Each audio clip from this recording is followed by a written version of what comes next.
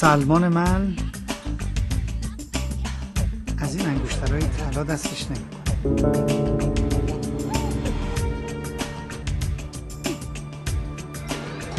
نون ریشتو میخوری حاجی.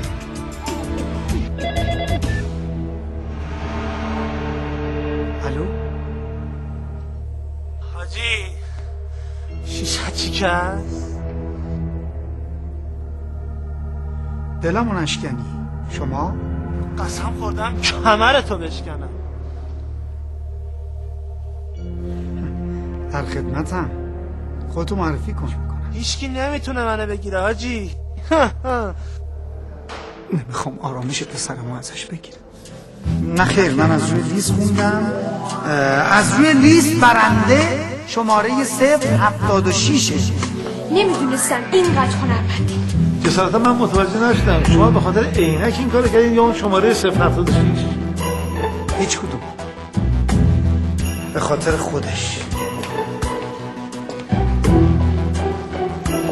میوه درست حسابی هم که نداریم. خیلی شرمنده. زحمت نکشید. خواهش میکنم. من مزاحم شما نمیشم خانم، اما باید به حرفای منم گوش کنید. اگر شما به خاطر من میخواید حمیدو از این مدرسه ببرید، من خواهش میکنم این کارو نکنید. من خودم میرم. خوبه؟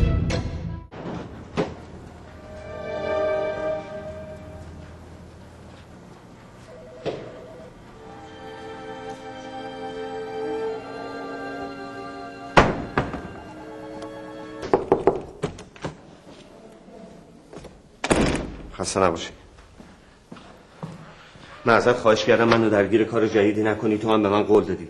ببین آقای نسبتا خوشتیپ، تو طرح امنیت اجتماعی که گیری پاچ کردیم، حالا یه فیلم ساده بهت گفتیم بازی کنی، اونم در نقش نیروی انتظامی، تا اون قلب رؤوف و احساسات پاکش رو به تصویر بکشی و برای مردم مجسم کنی. فهمیدی؟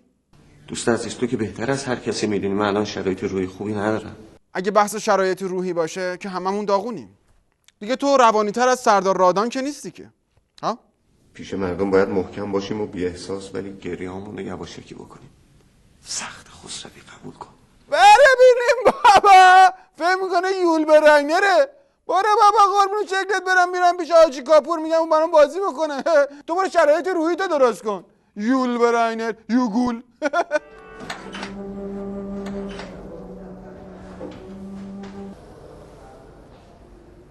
بابا حاجی تو چقدر بی‌ظرفیتی. خب اگه تا و تحمل این فشارهای نظامو نداشتی، خب بیخود کردی اومدی تو نیروی انتظامی. خب منم میفهمم سخته، میفهمم. نمیفهم. هیچ کس نمیفهم. هیچ کس نمیتونه درک بکنه. خب بابا بابات نمیفهمه. هر چه دانش در میاد داره میگه گریه و بچه ننه اوچولو موچولو. همچی فهم میکنه خیلی هم قشنگ داری بازی میکنه. این حاج کاپور داری بازی میکنی. آره بشین گریه‌تو بکن، من میرم پیش حاج کاپور. سری هم بیا خونه ها.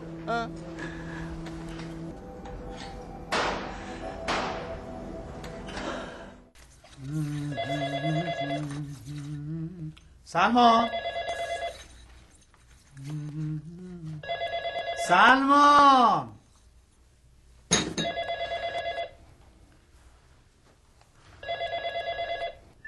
الو، سلام. خواهش میکنم. بله، گوشی خدمتتون. سلمان، بیا تلفن. حاجی داری ظرف میشوری؟ واقعا چقدر برخورد ارزشی میکنی تو. الان باید تلفن جواب بدم، وگرنه میشستم یه شکم سیر گریه میکردم. بله جان. الو سلام. امام شمایی؟ حالا شما ما رو نمیبینی خوشحال هستی؟ بله نه میام دم مرقد میبینمتون. دم مرقد میبینمتون. بله حاج آقا مشکینی سلام برسونید. قربانت. بله خدا امام بودا. ظرفا باید شسته بشن. سلمان بیا، سلمان بیا. بسیجی ظرف نمیشوره، گوره بابات گوره بابات. اخمونشو کجا میری؟ الان بیا، الان بیا. میخوام برم قبر امام، اینو به کسی نگیا. کی گفته این کار زنه؟ وظیفه تو و منه. واقعا حاجی عجب جمله گفتی ها. واقعا من خودم خیلی تحت تاثیر قرار گرفتم. اجازه بده من همینجا سریال رو قطع کنم روی بینندگان عزیز واقعا حاجی دقت کرده باشین تو این یه جملهش مسئله تساوی زن و مرد اونم بعد از سالها حل کرد. واقعا حاجی من الان جا داره که بشکه گریه کنم، ولی خب چون تو سناریو نیومده باید بگم که رو حرف امام حرف نزن نچسب به ما مثل کم. چیه؟ نخو چیه؟ از کم شده جمع کن میریم پاشو باید بریم نهی از منکر. باشو بریم باشو. نه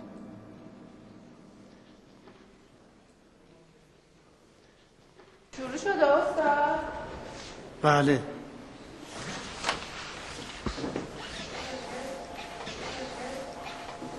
خانم محمدی. بله حاجی اومدم یه لحظه. بله حاجی فرمایشی بود؟ لطف کنید به اون خانم بگید حداقل تو جلسه امتحان آدامس نجوه. ای وای حاجی ارزش های نظام به باد رفت، حتما میرم بهش میگم. ای وای ارزش های نظام خاک بر سرم.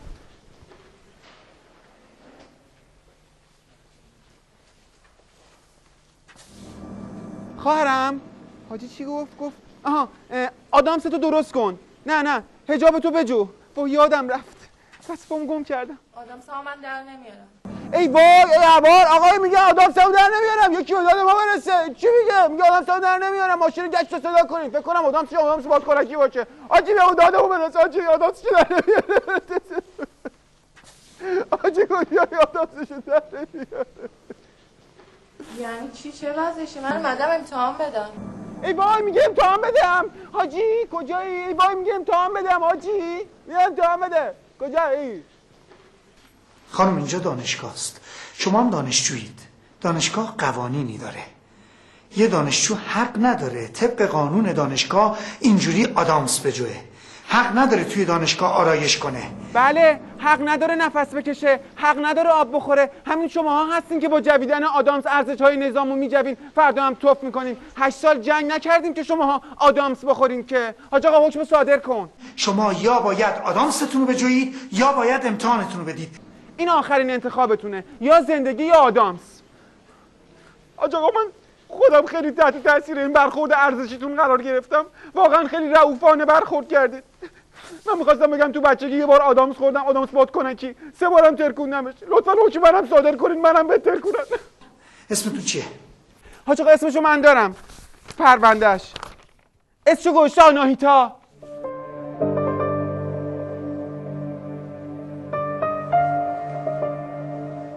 چه اسم قشنگی هم داری خانم. اگه اینجوری اسم منم ماشاءالله تو خونه آناهیتا صدام میکنن. خانم دخترم من نگران شما هستم که این حرفو میزنم.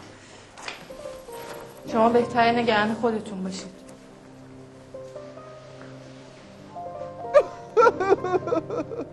حاج آقا عجب برخورد انسان دوستانه ای کردید. واقعا نیروی انتظامی از صبح تا شب کارش برخورد انسان دوستانه است. ولی بعد دور بهتون ضد حال زد، از اون ضد حالای ارتحال بود. حاجی بهتره ته فیلم همینجا ببندید. ولی خب من قبلش میخواستم تشکر کنم از این صدا و سیمای جمهوری اسلامی که این فیلم ضد استکباری رو ساختن. ما هم تو شرکت کردیم. حاجی بریم بشینیم یه شکم سیر گریه کنیم.